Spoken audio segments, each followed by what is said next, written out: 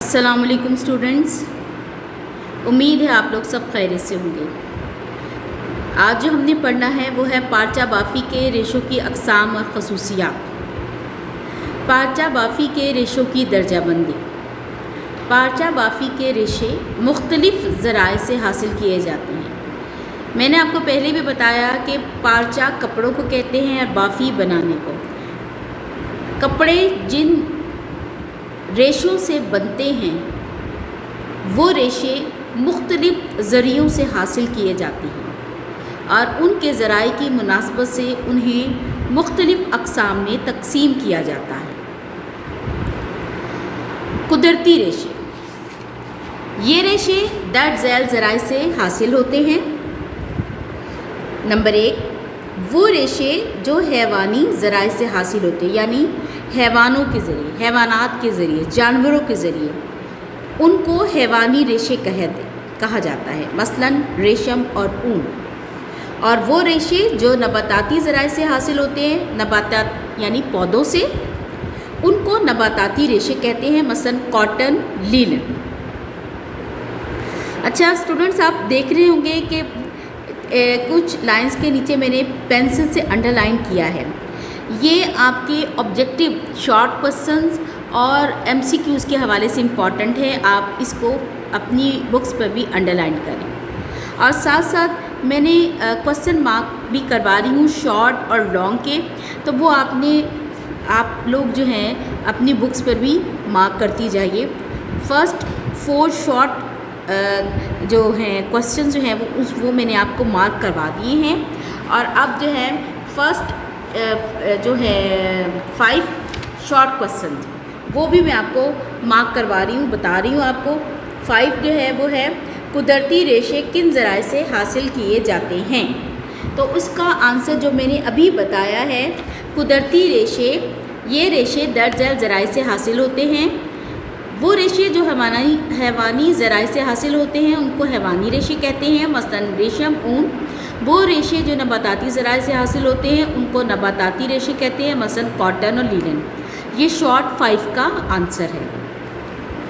अब आगे पढ़ते हैं, वो है हैवानी ज़राए से हासिल होने वाले रेशे, यानी जो हैवानात से हासिल होते हैं, हैवानात के जिस्म के ऊपर जो बाल होते हैं, जो ऊन होती है, उनसे जो हासिल होते हैं रेशे, उनको हैवानी रेशे कहा जाता है। उसमें आ जाता है ऊन। ऊनी रेशा ज़्यादातर भेड़ों से हासिल किया जाता है। भेड़ें जो आप देख रही हैं, पिक्चर में भी आपको नज़र आ रही है। अब भेड़ों से क्या किया जाता है कि भेड़ों को एक दफ़ा साल में मूंढा जाता है। मूंढा मतलब उनकी जो वो है ऊन है वो उतारी जाती है और उसकी ऊन को उतारने के बाद फैक्ट्री में भेजा जाता है, जहाँ पर मुख्तलिफ़ प्रोसेस करके मुख्तलिफ़ अवामिल के बाद धागा बनाया जाता है। अब जैसे आप पिक्चर में देख रहे हैं कि भेड़ों की भी पिक है और ऊन की भी पिक आपने देखी, यानी तस्वीर आपकी भेड़ों की भी है उसमें और ऊन की भी। अब ये जो भेड़ों की ऊन से जो कपड़ा बनता है वो उसको ऊनी कपड़ा कहा जाता है। और उसमें भेड़ों की कौन सी भेड़ है जिसकी ऊन बहुत अच्छी समझी जाती है, वो है अंगूरा और मुहीर। इन भेड़ों की ऊन बेहतर समझी जाती है, इसलिए ये महंगी भी होती है। भेड़ों के अलावा बिल्ली, खरगोश, ऊँट के बाल से भी धागा बनाने में इस्तेमाल जो है वो होते हैं। यानी भेड़ों के अलावा हम बिल्ली, खरगोश और ऊँट के बालों से भी धागा जो है वह बनाया जाता है। ये भी अंडरलाइन मैंने लाइन की भी है, उसको देखिएगा, ये इम्पॉर्टेंट है शॉर्ट क्वेश्चन के हवाले से। अगला जो है कुदरती रेशा है वो है जी जिसमें हैवानी ज़राए हैं, वो है रेशम। रेशम क्या है? जैसे कि आप जानते हैं कि रेशम एक ख़ास किस्म के कीड़े से हासिल होता है। इसको रेशम का कीड़ा कहा जाता है और ये कीड़ा कहाँ पलता है? शहतूत की नरम कोंपलों पर। शहतूत का जो दरख्त होता है उसकी नरम नरम कोंपलें होती हैं, वहाँ पर ये रेशम का कीड़ा जो है वो पाला जाता है। और जब कीड़ा 1 माह का हो जाता है तो क्या होता है कि वो अपने मुंह के नीचे से 2 सुराखों से एक लेसदार मादा निकालता है, लुआब निकालता है। जिस तरह हमारा थूक होता है ना, उसी तरह उनका एक लुआब होता है। इस लुआब से वो तार बनता चला जाता है, जिसको कीड़ा अपने इर्द गिर्द खोल की शक्ल में लपेट लेता है। यानी वो जो लुआब है, जो तार है, वो कीड़ा अपने ऊपर खुद ही लपेटना शुरू कर देता है। खोल जब मुकम्मल हो जाता है तो कीड़ा उसको अपने अंदर बंद कर लेता है, और ये खोल एक कोकोन की शक्ल में होता है। कोकोन, ये सिर्फ आप देख रहे हैं ना पिक्चर में भी, रेशम के कोकोन्स, रेशम का कीड़ा, दोनों चीज़ें आपको दिखाई गई हैं। कोकोन्स ये छोटी छोटी सी गोलियां जिसे कहते हैं। 2 हफ्तों के बाद कोकोन्स को तेज़ धूप और खोलते हुए पानी में डाला जाता है। क्यों डाला जाता है? ताकि उसके अंदर जो कीड़ा है वो तल्फ हो जाए, मर जाए, और फिर उसके बाद उस रेशम के तार को खोल लिया जाता है। और उस तार की लंबाई जो होती है वो 800 से 1200 मीटर तक होती है। इसको ये जो चीज़ें मैंने अंडरलाइन की हैं, ये मैं आपको फिर बार बार बता रही हूँ कि ये शॉर्ट क्वेश्चन और MCQs के हवाले से हैं कि रेशम की कितनी लंबाई होती है, जैसे 800 से 1200 मीटर। फिर ये रेशा कुदरती रेशों में सबसे लंबा रेशा है, इसको भी अंडरलाइन कीजिएगा। ऐसे 2-3 तारों को मामूली बल देकर फिर उनसे धागा बन, यानी एक तार ली जाती है और एक तार से फिर बल देकर उसको धागे की शक्ल दी जाती है, जो रेशमी कपड़ा बनाने में इस्तेमाल होता है। अब आ जाता है नबाताती ज़राए से हासिल होने वाले रेशे, यानी जो पौधों से हासिल होते हैं, वेजिटेबल से, वो है कॉटन। कॉटन का रेशा कपास के पौधे से हासिल होता है, और कपास से हमें क्या हासिल होती है? रुई हासिल होती है। रुई जो हम सर्दियों में इस्तेमाल करते हैं, हमारे गद्दे, हमारे रज़ाइयाँ, वो रुई से बने होते हैं। कपास कैसे होता है कि कपास को खेतों से चुनने के बाद बड़े बड़े गट्ठों में बांधकर फैक्ट्री में भेजा जाता है, मुख्तलिफ अवामिल से गुजार कर उसे धागा तैयार किया जाता है, जिससे सूती कपड़ा बनता है, धागा बनता है। आप सिलाई में हम जो कपड़ा धागा यूज़ करते हैं वो सब कॉटन, कपास से बनता है। अगला आ जाता है वो है लीलन।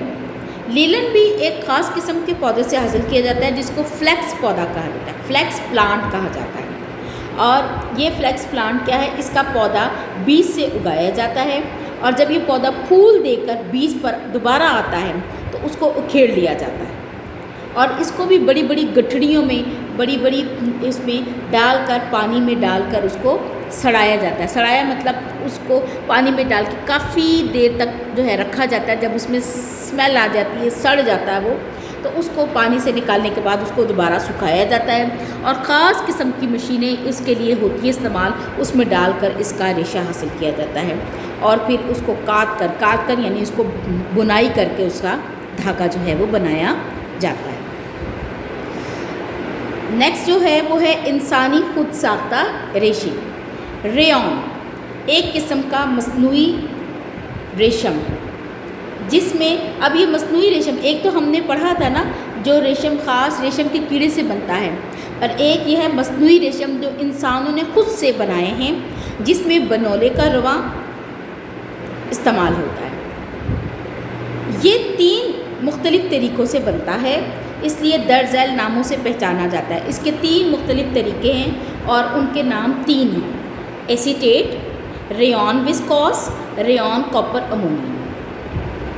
ये जो मैंने अभी पढ़ा है इंसानी खुद साख्ता रेशे, इसका शॉर्ट 6 का आंसर ये है। इंसानी खुद साख्ता रेशों के नाम लिखें, उसका ये आंसर है।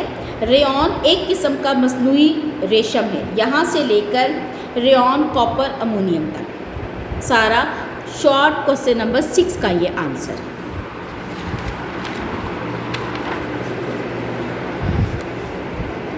एसीटेट, इसमें बनौले का रुएं के साथ साथ एसीटेट मिलाया जाता है, जो राब पर मुख्तलिफ़ अवामिल से हासिल किया जाता है। ये राब गन्ने से चीनी बनाने के दौरान भी हासिल की जाती है। राब यानी जो लिक्विड होती है, जो माया हालत में होता है, उसके साथ इसको मुख्तलिफ़ केमिकल्स के साथ मिलाकर भी धागे जो है वो बनाए जाते हैं। आप देखें कि ये पिक्चर में भी आप देख रहे होंगे, रेशे से तैयार करदा खुद साख्ता धागे, बनौले का रुआं भी आपको दिखाया गया है इस तस्वीर में। आगे जो है वो है रेयॉन विस्कोस। इसमें बनौले के रुएं के साथ लकड़ी का गूदा, यानी लकड़ी एक तो सख्त होती है ना, उस दरख्त के कोई दरख्त होता है उसके अंदर जो कुछ लकड़ी नरम भी होती है, उसका गूदा भी होता है, उसको मिलाकर मुख्तलिफ अमामिल किए जाते हैं जिससे रेयॉन का तार हासिल होता है। आगे है जी रेयॉन कॉपर अमोनियम। इसमें बनौले के रवे के साथ कॉपर ऑक्साइड और अमोनिया मिलाया जाता है। ये सब केमिकल्स हैं जो कि पौधों के चीज़ों के साथ उनके बनौले के जैसे रुआ है उसके साथ मिलाकर मुख्तलिफ़ किस्म के धागे जो है वो बनाए जाती हैं। पहली किस्म में एसीटेट मिलाया जाता है जो राख और मुख्तलिफ़ अमामिल से हासिल किया जाता है। इन तीनों अक़साम में मुख्तलिफ़ कीमियाई अमामिल से एक महलूल मतलब लिक्विड फॉर्म में इसको किया जाता है और फिर ख़ास मशीनों में इसको डालकर गुजार कर रेशा हासिल किया जाता है जो रेयान बनाने में इस्तेमाल होता है। ये वो रेशे हैं जो कि इंसानों ने ख़ुद से बनाए हैं और मुख्तलिफ़ प्रोसेस के ज़रिए, मुख्तलिफ़ केमिकल्स के ज़रिए उसको पौधों के साथ मिलाकर जो है वो रेशमी धागे जो हैं वो बनाए जाते हैं। अच्छा, ये तो था हमारा आज का लेक्चर। इसके अलावा जो लॉन्ग 3 का आंसर है वो भी मैं आपको बता दूं। जो लॉन्ग 3 का आंसर जो है वो यहाँ से स्टार्ट हो रहा है कुदरती रेशे से। लॉन्ग 3 का क्वेश्चन जो है वो ये है कुदरती रेशों के बारे में तफसील से लिखें। तो आपका जो लॉन्ग 3 का आंसर है वो कुदरती रेशे से स्टार्ट हो रहा है। कुदरती रेशे दर झैल ज़राए से हासिल होते हैं। यहाँ ये होगा नबाताती ज़राअत से हासिल होने रेशे ये है और जहाँ तक पढ़ा है वहाँ तक है। ये तीनों अक़साम में मुख्तलिफ़ कीमियाई अवामिल से एक महलूल बनाया जाता है जिसे ख़ास किस्म की मशीन से गुजार कर रेशा हासिल किया जाता है जो रेयॉन बनाने में इस्तेमाल होता है। यानी जो क्वेश्चन लॉन्ग 3 का आंसर है जो आज हमने पढ़ा है वो सारा का सारा लॉन्ग 3 का आंसर उसमें शामिल है। मैंने आज जो क्वेश्चंस के आंसर बताए हैं वो शॉर्ट 5, शॉर्ट 6 और लॉन्ग 3। उम्मीद है आप लोगों को समझ आया होगा। ये आप लोगों ने बार बार कहने का, बार बार बताने का मकसद ये है कि आप लोग इसको याद करें, इसको समझें और इसको लिखें।